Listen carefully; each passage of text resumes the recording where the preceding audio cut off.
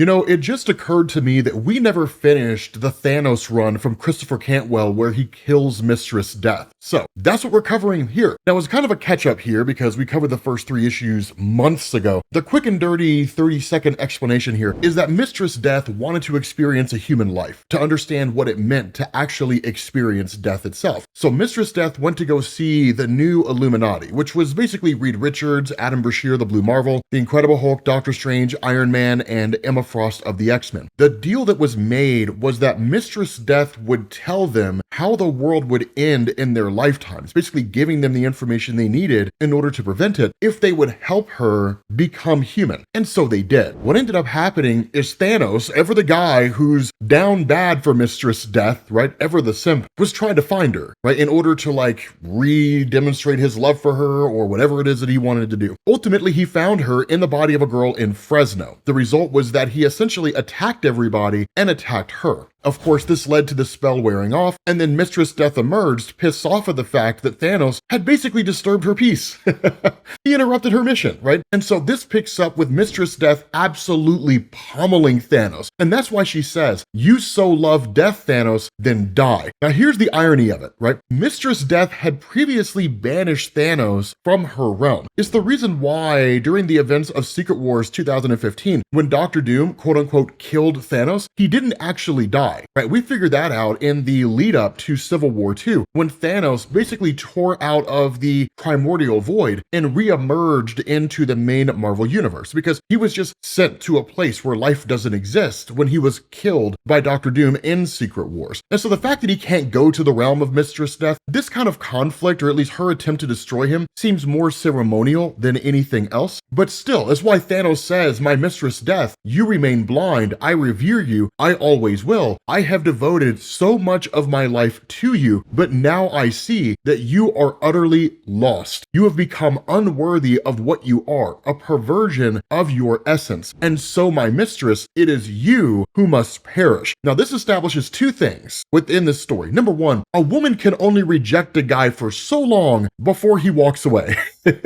And number 2, that Thanos is not wrong, right? Cosmic entities, for those of you guys who aren't familiar with them, cosmic entities have a role that they are supposed to play in each and every individual universe, and they're not supposed to deviate from those roles. If for whatever reason they leave that role, or they are taken from that role, or even destroyed, it can have disastrous consequences. A good example of this is a Cancerverse, right? The Cancerverse originally appeared in the Thanos Imperative when Mistress Death was killed in an alternate reality. By and large, it didn't really have any negative consequences outside of the fact that nobody could die. What this did, though, is it spiraled into a series of bad consequences. Number 1, because no one could die, the universe was filled with life, more than the universe could handle. And number 2, it allowed guys like Shuma Gorath, the many-angled ones, to actually creep in and, through Doctor Strange, influence and corrupt all the other superheroes, basically turning them into villains, right? Now, what we've learned recently is that any universe where Mistress Death dies, that becomes a Cancerverse, right? It's only a matter of time before it becomes corrupted. But the reality here is, as Mistress Death, it is not her place to abandon her role and just seek out some mortal life somewhere, because it could have huge, far-reaching consequences across the cosmos. But at the end of the day, she doesn't really care. And so that's why things are cool here, because you get this monologue, right? Where we're told, "I don't know how the world is going to end," right? This woman in town, Christine, the one I always feel preoccupied with for some reason, she doesn't know either, though she kind of lives her life like the world already ended. People say it's arrogant to think the world will end in our lifetime, that all people have felt it might throughout the ages, because life has always been hard and been scary. I suppose the world would end at any moment, tomorrow, next week, 20 minutes from now, but it doesn't really matter. It only matters when our world ends, meaning our little life, because whether everybody goes or we do, the effect on us is the same. And they say, "But I do sometimes wish I knew how the world would end, how I will die, how everything will die, but I wouldn't want to know for the reasons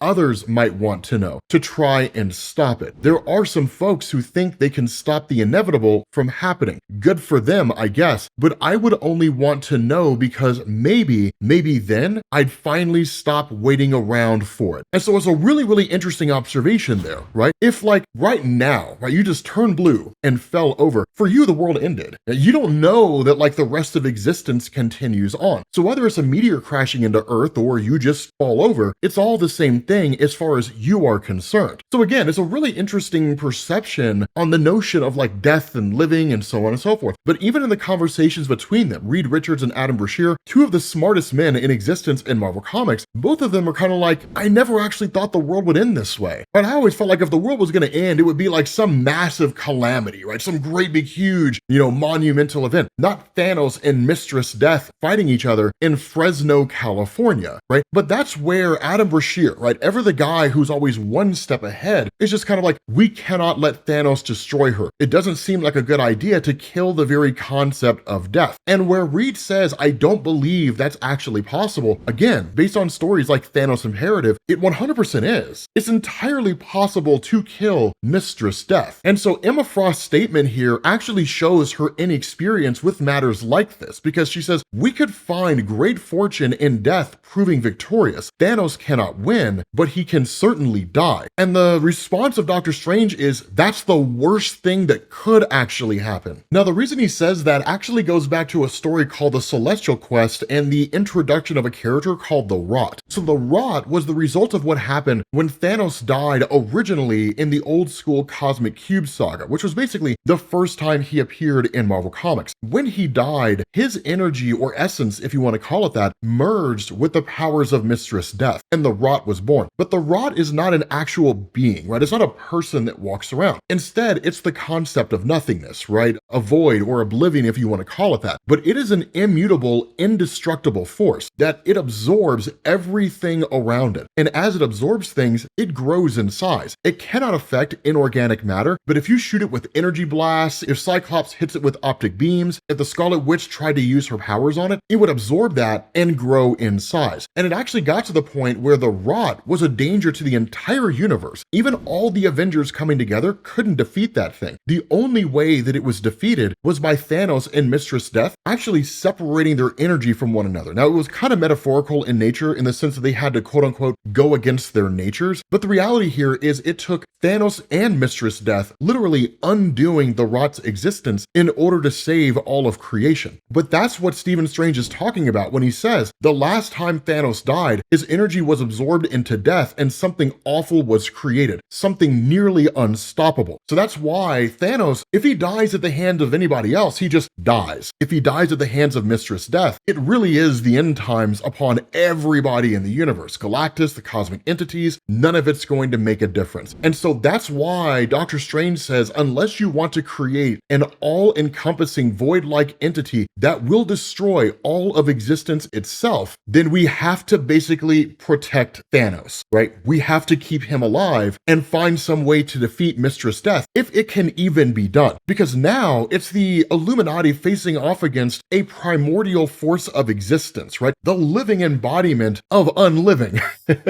How do you defeat something like that, right? Adam Brashear, the Blue Marvel, is one of the most powerful beings in Marvel Comics. Mistress Death takes this guy out like that. Literally, he fires a blast at her and he's like, we can't let you stop Thanos. And she's just like, you cannot command me, right? You do not command me. And just like shuts his mind down on the spot. So like he's basically taken out. Keeping in mind, Blue Marvel was part of the Ultimates with Black Panther and Monica Rambeau and Carol Danvers and all these guys. They overpowered Galactus and turned him into the Lifebringer. And like that, Mistress Death just waves her hand and takes this guy out. After that, it's Stephen Strange. And Stephen tries to use magic here, right? He says, we need to get them away from here. Maybe we can send them somewhere else, separate them until we can get this figured out. But the response of Reed is, that's not going to work, right? They can both move through space-time like doors in a cottage house. They will find each other instantly, and they'll fight across the entire plane of existence. At least down here in Fresno, California, the only people we have to worry about are people here on Earth, right? It sucks, right? But if we contain the fight here, worst case scenario, Earth gets destroyed when one of them are destroyed. If we send them out into the cosmos, who knows what could happen, right? Like, for all we know, they could end up on like the Shi'ar Empire's homeworld of Chandelar. They detonate like a negabomb and tear open a portal in the universe that leads to the Cancerverse reemerging or something like that, right? That's what happened in the War of Kings. It was literally a bomb that tore open a hole in reality. I mean, it was crazy, right? It was absolutely nuts. But the bigger point that I'm making here is they have no clue who or what could be caught in the collateral damage between these guys. What happens if Galactus steps in and he gets destroyed and Abraxas, the living embodiment of multiversal destruction, is unleashed onto the cosmos again, right? Like, who knows what could go on? And so with Mistress Death getting the upper hand, Doctor Strange jumps in, and Mistress Death just says, "Do not interfere, Stephen Strange, or it's your soul that I will take and your soul that I will keep. I am warning you." And like literally she forces him to relive his entire history and then just like shuts him down on the spot. The Sorcerer Supreme, the most powerful magic wielder in Marvel Comics, just gets shut down by a cosmic entity who doesn't even touch him. I gotta say, guys, this is how you show the power of a cosmic entity in Marvel Comics. This is why I love Christopher Cantwell. Son.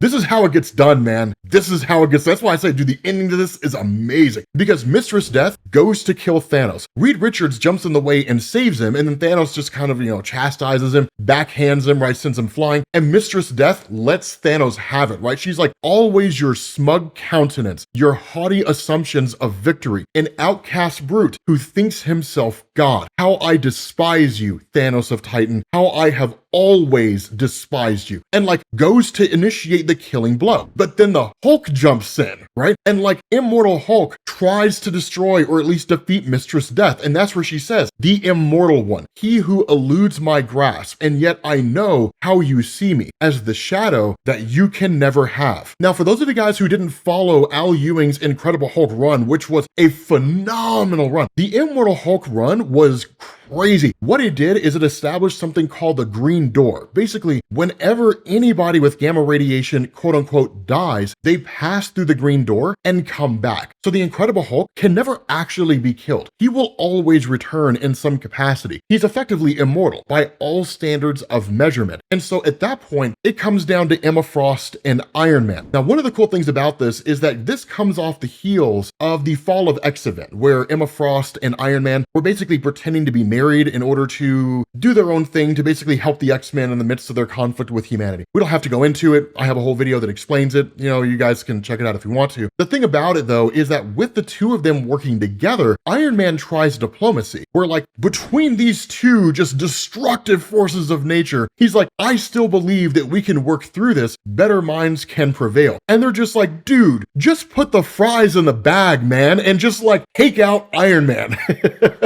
And so at that point, it comes to like Emma Frost. Now, Emma Frost, she's got some balls here, right? She's not an Omega level telepath, but she is an incredibly powerful telepath. She decides to use her powers to basically tap into the mind of Mistress Death. And she's like, "Death, what pains you so? Where is all this anger and rage coming from? What causes you this angst? Tell me and I will listen," right? She's trying to be empathetic, right? Trying to understand where she's coming from. And so Mistress Death is like, "Okay, cool," right? Like, you want to open this bag of worms? Let's open this bag of worms, right? Like, you dare enter my thoughts? Very well. She was like, "See my burden. Do you like it?" Right? Where Mistress Death is constantly beset by what's basically the guilt of knowing that she's the reason why everybody dies. So again, it's really cool that you get to see this depiction of Mistress Death as more than just kind of like this almost inhuman cosmic force out there. There is a pain and guilt that comes with knowing that you're the reason why people die. Your very existence is that sadness, right? And so ultimately with like Emma Frost taken out, basically the entire Illuminati defeated, that Thanos just says, "You defeat me, my mistress, and once again, I call to death, just as I did in that void of space. That void like no other black hole, a place where all power, even your power, is compressed, crushed into one tiny infinitesimal speck, a black pebble, a single stone." And Mistress Death immediately picks up on what it is that Thanos is doing, and it's just like, "No." And then like he uses his abilities to effectively condense her down. And so she just wakes up in this just like dark black space, and she doesn't know where she is. And Thanos is just like, "You and I could have had everything,